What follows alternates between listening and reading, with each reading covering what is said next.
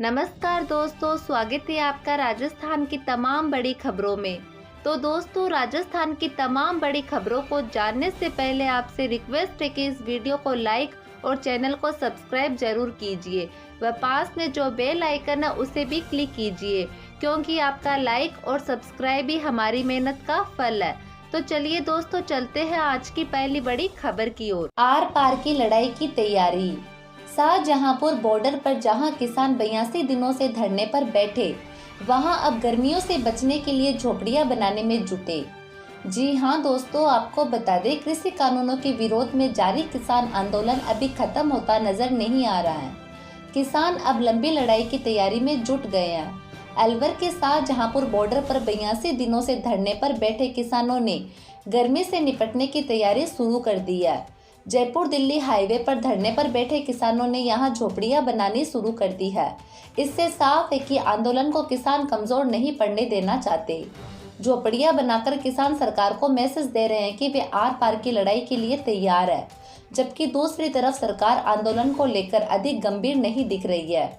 जी हां दोस्तों, आपको बता दें, कृषि कानून के खिलाफ शाहजहांपुर बॉर्डर पर किसानों का आंदोलन 2 दिसंबर को शुरू हुआ था। इसके बाद 12 दिसंबर से किसानों ने हाईवे पर डेरा डाल लिया। 25 दिसंबर से जयपुर दिल्ली हाईवे की दोनों लेन बंद है। ऐसे में जब भीषण सर्दी थी तब भी किसान डटे रहे। बीच के दिनों में कई बार बारिश हुई, उसमें भी किसान तंबुओं में रुके रहे, कोहरे में भी नहीं हटे। अब सर्दी बीत रही है और गर्मी आने की तैयारी में है। इसे देखते हुए किसानों ने झोपड़ी बनानी शुरू कर दी है, ताकि तेज गर्मी और लू का मुकाबला किया जा सके। अब अगली बड़ी खबर। जनता की परेशानी पर आमने सामने विपक्ष और सरकार। हनुमानगढ़ में भी अब पेट्रोल 100 रुपए पार। केंद्र की आर्थिक नीतियों से बढ़े पेट्रोल पर डीजल के दाम। जी हां दोस्तों, आपको बता दें, श्री गंगानगर के बाद हनुमानगढ़ में भी पेट्रोल 100 रुपए पार हो गया है। अब 2 जिलों में नॉर्मल और 16 जिलों में प्रीमियम पेट्रोल 100 रुपए लीटर बिक रहा है। इसी बीच पेट्रोल डीजल पर वैट को लेकर राज्य सरकार और विपक्ष में ठन गई है। शनिवार को सीएम अशोक गहलोत ने कहा कि मोदी सरकार की नीतियों की वजह से पेट्रोल डीजल महंगा हुआ है। सीएम अशोक गहलोत के केंद्र पर हमलावर होने के बाद भाजपा भी मैदान में उतर आई। विधानसभा के उप नेता प्रतिपक्ष राजेंद्र राठौड़ ने कहा कि राज्य सरकार के 26 माह के शासन में 4 बार पेट्रोल पर 12% व डीजल पर 10% वृद्धि की गई है। राज्य सरकार चाहे तो वेट घटाकर आमजन को राहत देकर पेट्रोल डीजल की कीमतें घटा सकती है।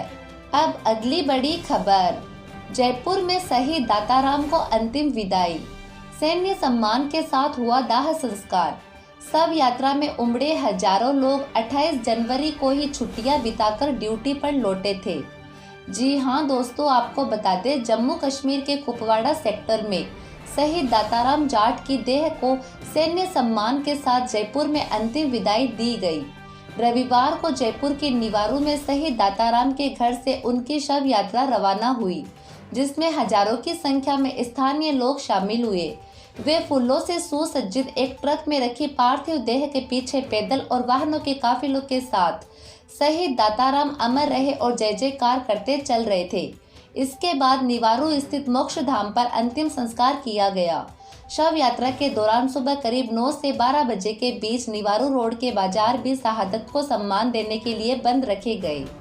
आपको बता दें दोस्तों, 45 वर्षीय शहीद दाताराम मूल रूप से राजस्थान में भरतपुर जिले के पीराका गांव के रहने वाले थे। अब अगली बड़ी खबर।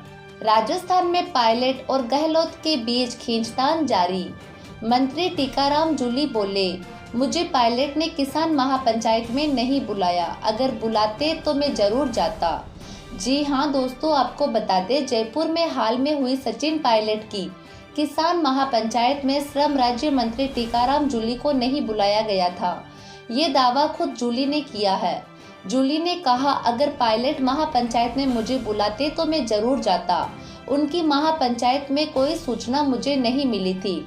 जूली के इस बयान से ये साफ है कि पायलट और गहलोत गुट में अभी तनातनी है। हालांकि जूली ने यह भी कहा कि उन पर पायलट गहलोत का पूरा आशीर्वाद रहा है। यह पार्टी की गुटबाजी नहीं है। इसे यूं कह सकते हैं कि किसी के प्रति किसी विधायक या नेता का लगाव अधिक हो सकता है। बता दें कि जयपुर के कोटखावदा में पायलट की बड़ी किसान महापंचायत हुई थी। इसमें कहा गया था कि गहलोत डोटासरा समेत सभी मंत्रियों को न्योता भेजा गया था, हालांकि वे शामिल नहीं हुए।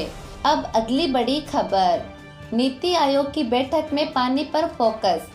सीएम गहलोत ने पीएम मोदी से कहा, आपने 2018 में ईआरसीपी को राष्ट्रीय परियोजना घोषित करने का वादा किया था, आज तक उस पर अमल नहीं हुआ।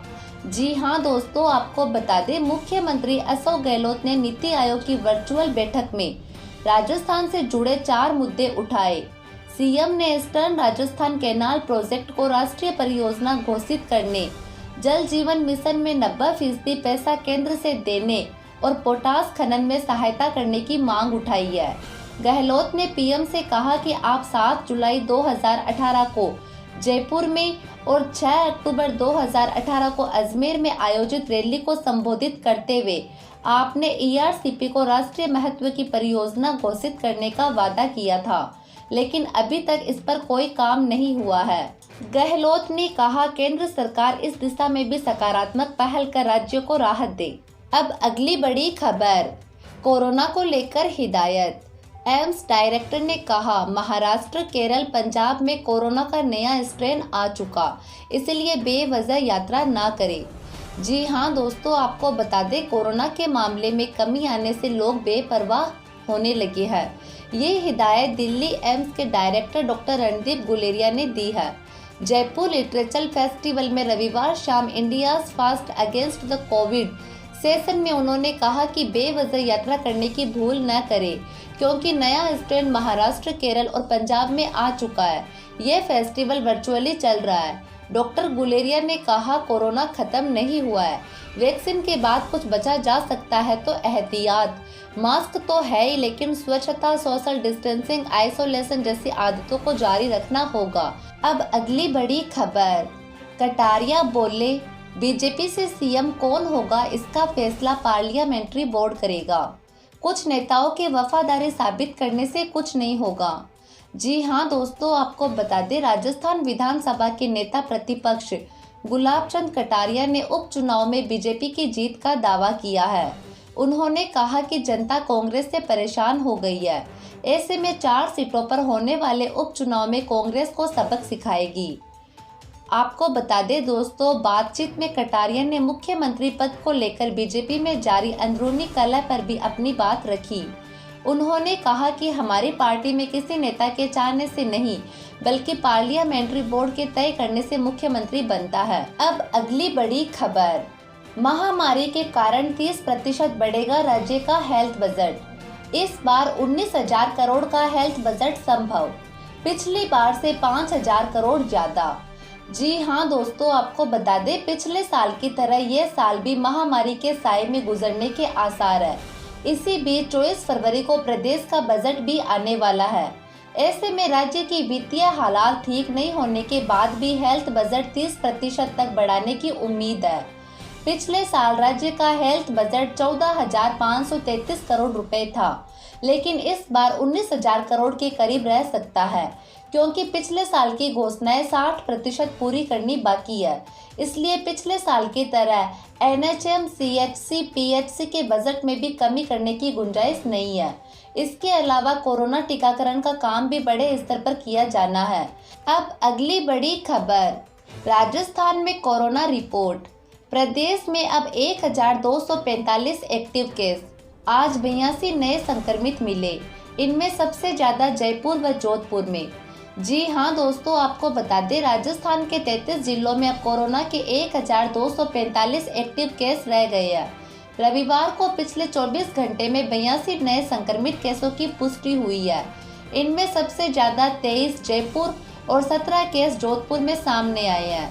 इसके अलावा अजमेर, सवाई माधोपुर, राजसमंद व डूंगरपुर में 3-3, भीलवाड़ा में 9, कोटा व उदयपुर में 7-7, नागौर में 2, अलवर, 12, बाड़मेर, बूंदी, चित्तौड़गढ़, धौलपुर, झालावाड़ में 1-1 केस सामने आए हैं। वही राहत की बात यह है कि पिछले 24 घंटे में बांसवाड़ा, भरतपुर, चूरू, दौसा, श्री गंगानगर, हनुमानगढ़, झुंझुनू, जैसलमेर, जालोर, करौली, प्रतापगढ़, पाली, सवाईमाधोपुर, सीकर, सिरोही व टोंक में एक भी संक्रमण का नया केस सामने नहीं आया है। चूरू, हनुमानगढ़ व झुंझुनू जिला संक्रमण से मुक्त हो चुके हैं। यहाँ एक भी कोरोना संक्रमित केस नहीं है।